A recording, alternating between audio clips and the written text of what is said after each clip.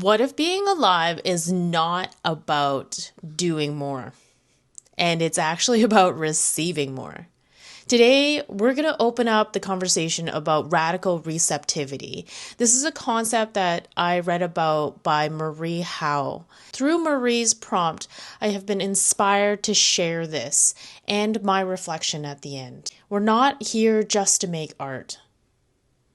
We're actually here to let art make us. I would like to share the excerpt from the book so you have a little bit more context and can come back to this at a later date if this is not the right time for you. Radical Receptivity by Marie Howe. And this is the Book of Alchemy. When my mind is cluttered with the never-ending list of daily tasks, I'm longing to write something deeper and more surprising. I turn to this practice. First, I clear my desk or table, which is often as cluttered as my mind. Then I open a fresh new notebook or gather a big pile of white printing paper. I sit down and I take a few deep breaths and I set a timer for 2, 3, or 5 minutes. Then I pick up a pen or a pencil and I place that pen in the fingers of my non-dominant hand. Now write with that hand without stopping to think until the timer dings. Why the big pile of paper or the fresh notebook? To write freely and legibly. I need to write big and use a lot of paper. I'll start with a line that might lead me somewhere I might not want to go. I don't want to write about. Or somewhere I do want to go. I want to remember. Or I start with the physical day. The promise and practice are to keep writing, no matter if the mind is rushing ahead of my hand. Keep writing. Sometimes only 4 or 5 big words land on the page as children scrawl. After the timer dings, I'll read through the words and clarify what isn't instantly legible, and then I'll set the timer again. And wonderfully, sometimes if I continue to write with my non-dominant hand, things begin to slow down. Things become relaxing and interesting. Often, by the time my hands catch up to what my mind was so intent on writing, something else appears. That is joyful. When the racing, willful mind gives up, I get to watch what the hand is writing, and this is the surest way I know to move more quickly to the unconscious, to listen to what speaks, what has been waiting underneath. So let's begin. Let's clear our desk.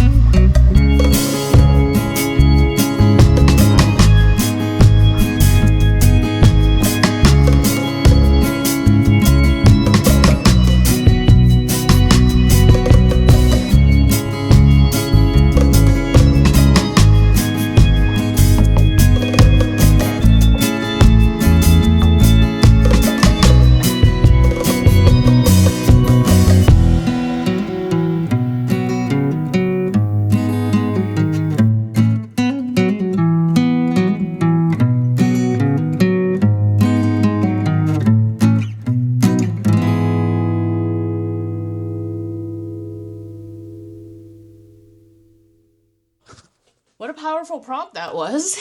Writing with my left hand, my non-dominant, was actually a lot more difficult than I thought it was going to be. And she actually talks about using larger pieces of paper to make it easier for writing. I would definitely recommend that, especially if you want to write a little bit faster. Trying to have that controlled medium piece was really throwing my brain out for a loop.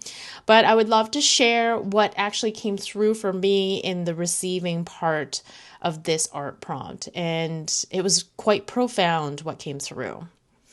I don't want to write about my sadness that lives within me. I want to remember my old soul's wisdom, and I know the nectar is what is there. I know that the nectar is what heals. Then I can kill the ego. It's really hard to read. This is way harder to read than I thought. This gives exactly what the heart calls, for it is a type of neutrality, that there is a lot of noise in my mind.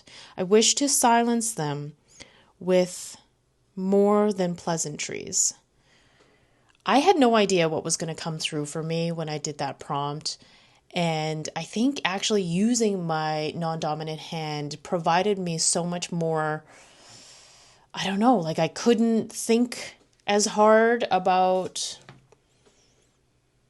It gave me a space where my brain could not override because I had to use my mind to control my left hand, but my heart was speaking through it.